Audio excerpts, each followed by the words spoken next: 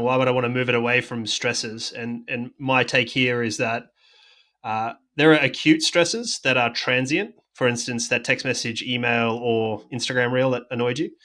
And then there are more chronic stresses, which is what we're trying to capture here. What we're really trying to understand is the body's ability to tolerate stress. And but as a proxy, well, we're using how stressed you are as a proxy to tolerate more stress, roughly. Is that fair to say?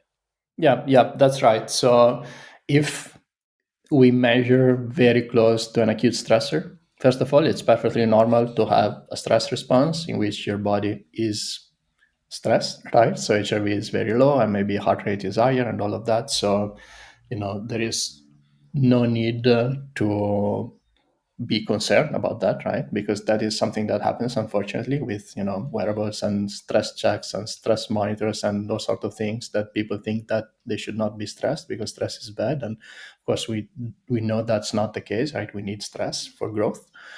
At the same time, we don't want that stress to become chronic, and that is why we look at these parameters only at certain times, for example, the night or first thing in the morning, because as more important stressors impact your body, the acute ones, they can actually be quite strong, that they would show up in the data for 24, 48 hours. That could be a hard training, it could be that maybe you're getting a bit sick.